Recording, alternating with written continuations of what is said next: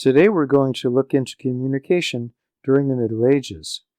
This would be a good time to point out that even at a time when the institutions and infrastructures of the ancient Mediterranean, including its communications, had broken down and disappeared, other parts of the world were using systems of transportation and communication which were as secure and effective as any of the ones we saw last time. Both ancient and medieval China, for example, enjoyed long periods when large parts of the country were unified under an extensive system of government and bureaucracy, which maintained the infrastructure necessary for it to function. On the other hand, in the parts of Europe which had been occupied by the Western Roman Empire, the communication and transport system, which had been established by the 1st century CE, had splintered by about 400 years later, as this part of the empire was divided among a number of independent kingdoms ruled by the Germanic tribes that had settled there. The sections of road within each kingdom were sometimes maintained and sometimes not, and they gradually declined because of a lack of funds and of the centralized administration which had in the past looked after the roads and supplied horses and riders. The infrastructure which had characterized the Roman Empire was compromised not only by the boundaries which now intersected it, but by the decentralization which dominated Europe during the first few centuries of the Middle Ages. We saw last time that under the empire, people and goods might travel great distances, and the needs of large cities like Alexandria and Rome, which reached a peak of about 1 million people, were often supplied by the production of distant regions.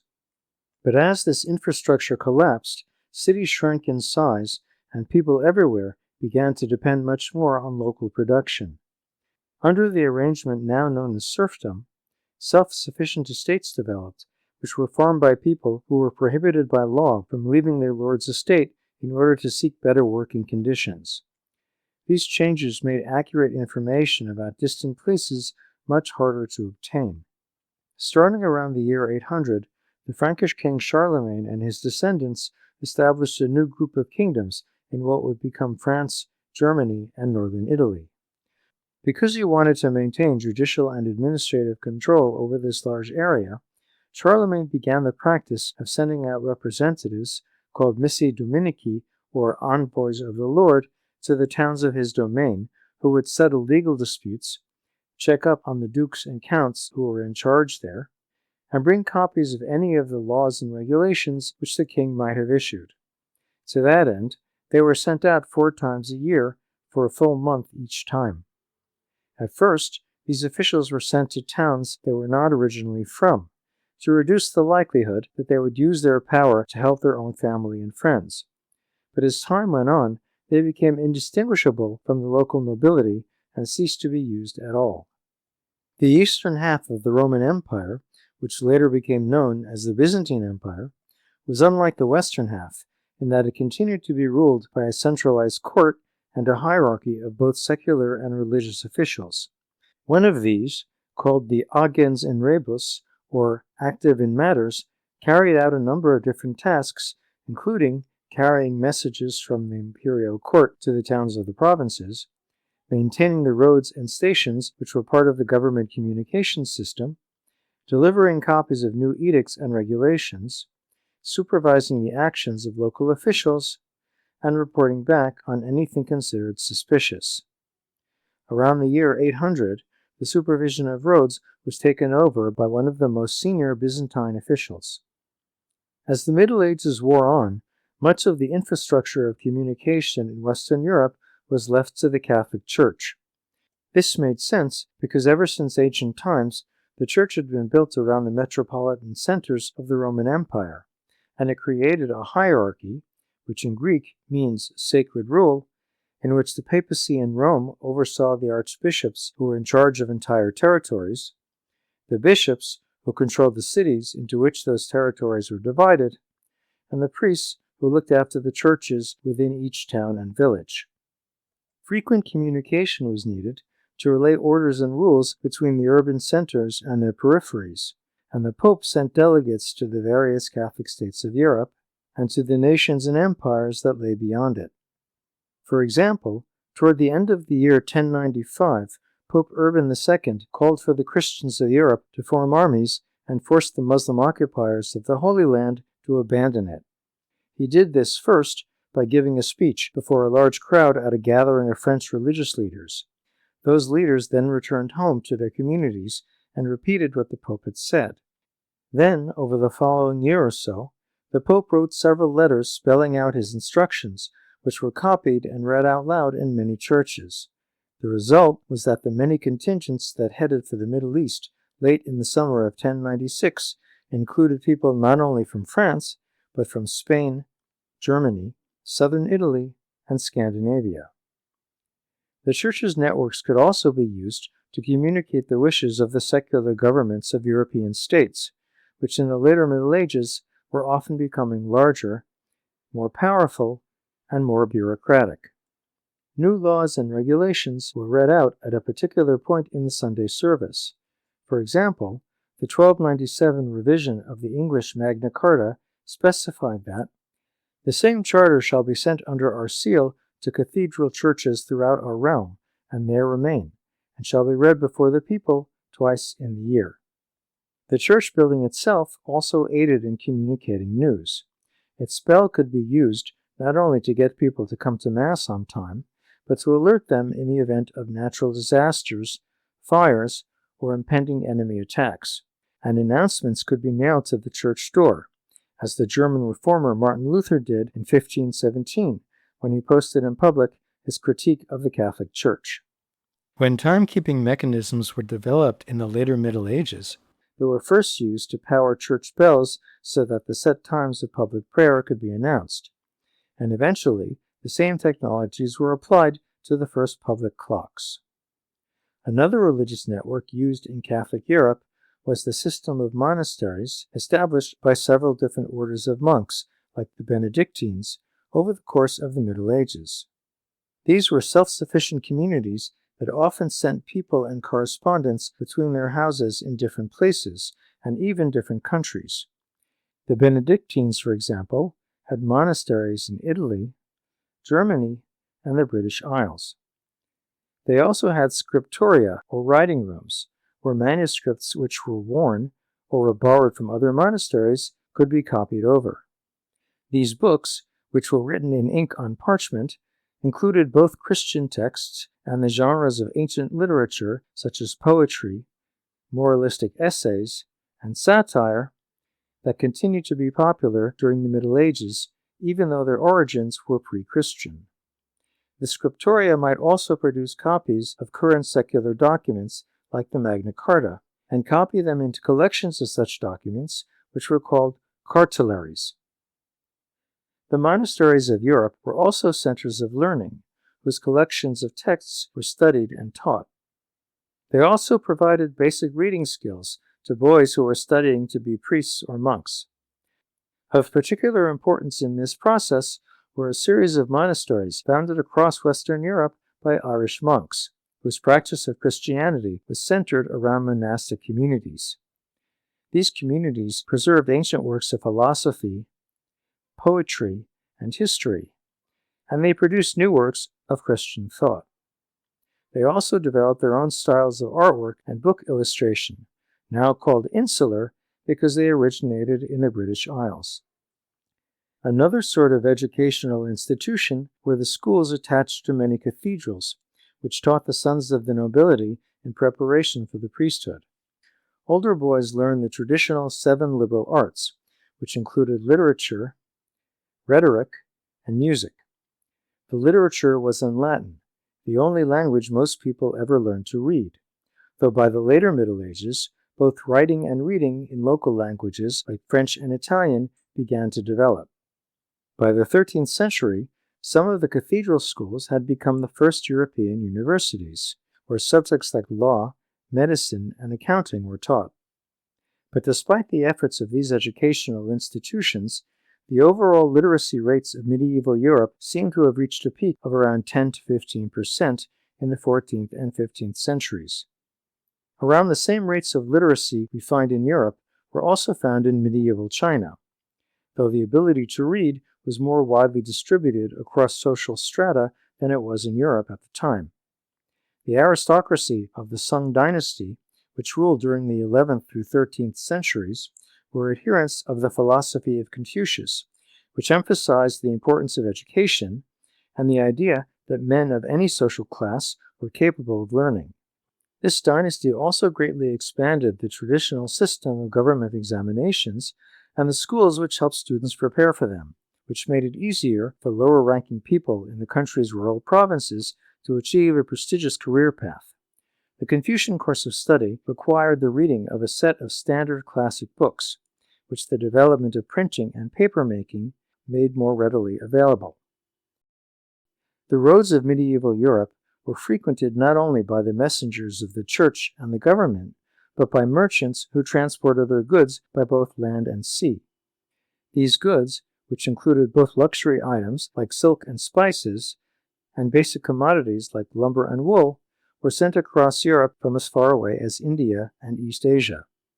The trade in luxuries supplied the aristocracy of the later Middle Ages, i.e., the period after around the year 1000.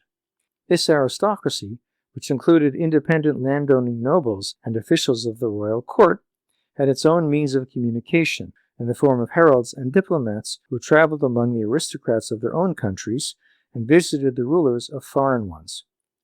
The poet Geoffrey Chaucer spent much of his life traveling to Italy, Spain, and France as both a messenger of the English court and a diplomat. In 1372, for example, he went to Italy to arrange the right of Genoese merchants to establish colonies in England. It was a Venetian merchant, Marco Polo, who traveled along the Silk Road between 1271 and 1295 and reported what he had seen. Most of what he recorded in his book was very accurate, and though he sometimes included information that he got from other travelers, he did not take its accuracy for granted. Along with the luxury trade of the later Middle Ages came an exchange of ideas and technologies.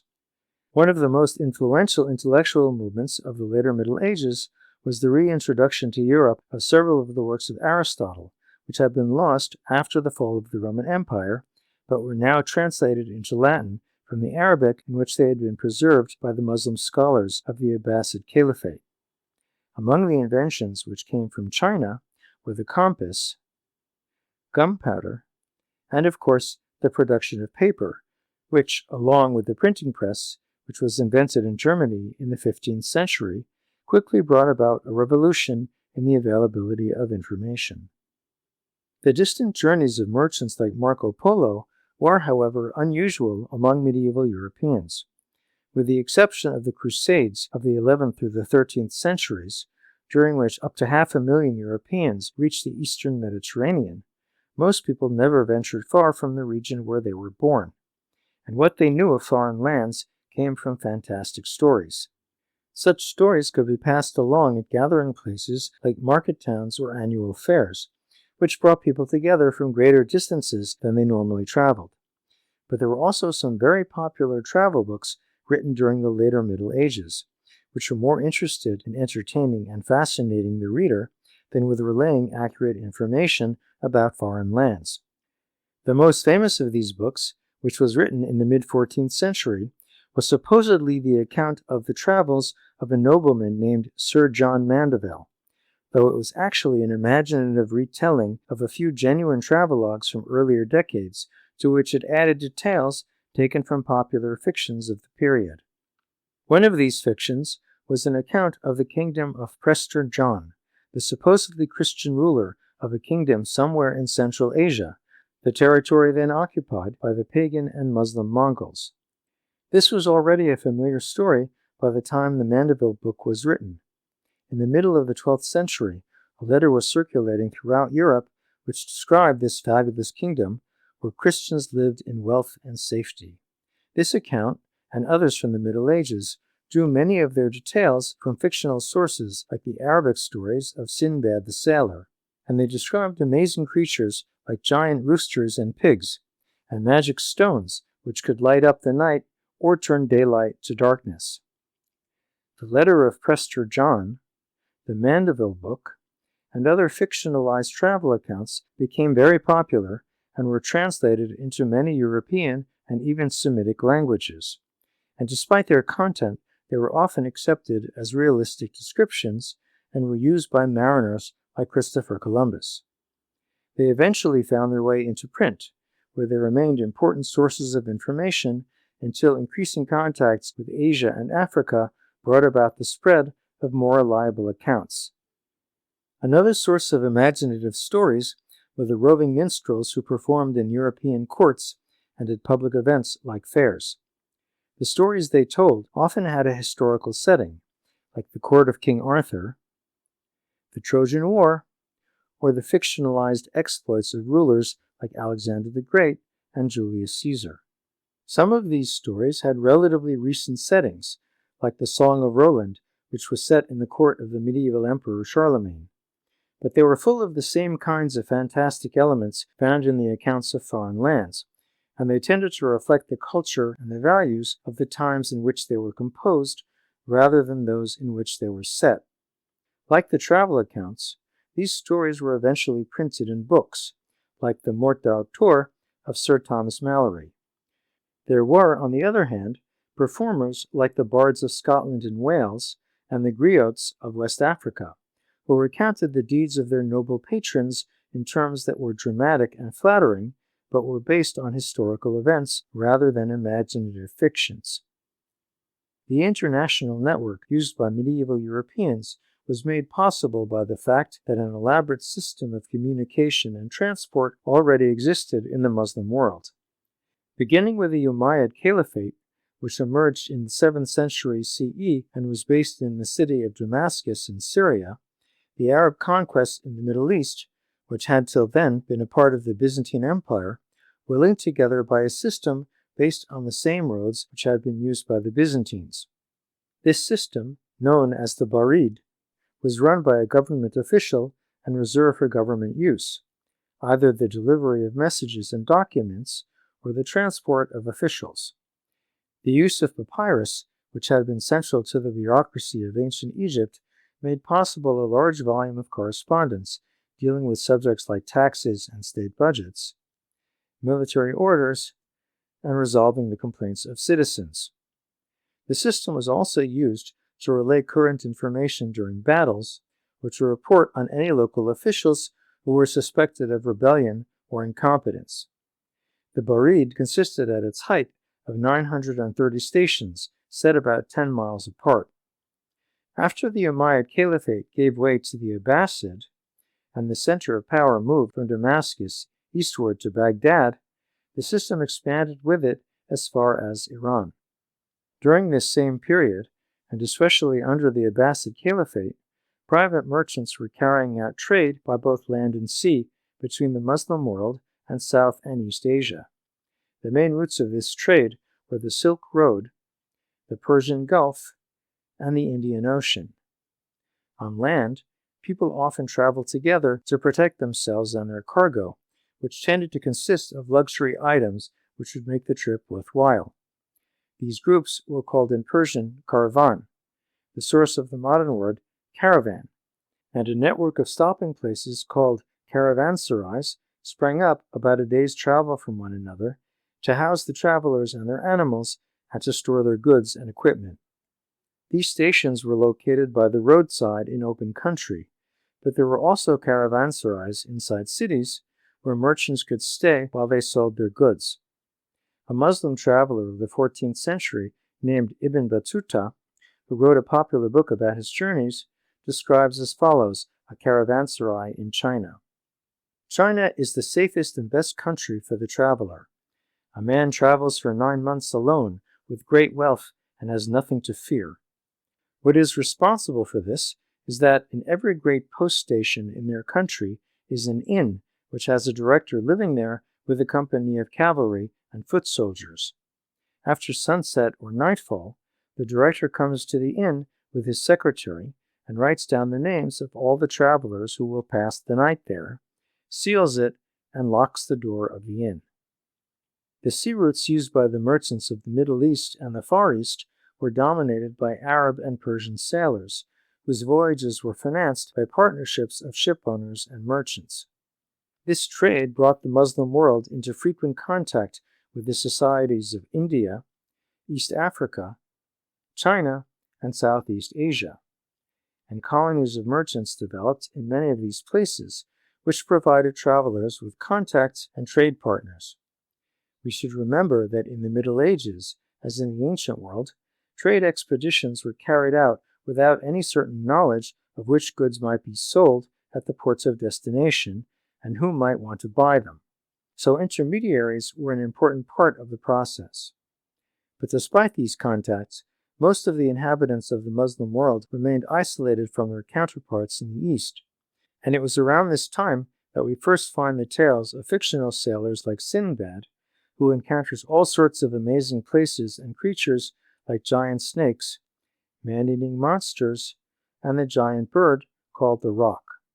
Communications between the Mediterranean world and the East were also facilitated by the spread of Islam. As Muslim merchants settled abroad, their wealth and trading contacts encouraged locals to convert in order to gain access to these benefits. And as they learned Arabic, they were exposed to the literature of Islam. There were also marriages between Muslim men and local women, whose children were considered Muslims and were raised as such. Some of the merchants belonged to the community of mystics known as Sufis, who traveled widely and set up lodges beyond the Muslim world, where they hosted Sufis from other places and invited the local population to learn about Islam. These lodges provided a network of information about foreign lands, as did the accounts of travelers like Ibn Battuta, who visited many places including Spain, North Africa, the Middle East, and Turkey. There were also pilgrims who traveled to many holy sites, including Mecca in the Arabian Peninsula, Jerusalem in Palestine, and Karbala in Iraq. The Muslim networks of the Middle East and North Africa were integrated during the later Middle Ages with large areas of West Africa. Many of the merchants of that region became Muslim for the same reasons that their counterparts in Asia did, and by around the year 1300, the ruling elite of the Mali Empire, which was now the dominant power in that region, had done the same. Several of the empire's kings made a pilgrimage to Mecca, including Mansa Musa, who in 1324 traveled there by way of Cairo, accompanied by around 60,000 people. This voyage brought the Mali Empire for the first time to the attention of the larger Muslim world. Musa also brought back to Mali Muslim scholars and books, which contributed to the importance of his city of Timbuktu as a center of theology and legal studies, and he made it a focus of the caravan trade with the cities of North Africa. Starting around the 12th century, a number of improvements in shipbuilding techniques and inventions like the astrolabe made it easier for Europeans to travel to Africa, Asia, and eventually the New World. These voyages of exploration were soon followed by established routes of trade and colonization, which brought about the early modern information culture we will look at next time. Thanks for listening, and please remember to subscribe.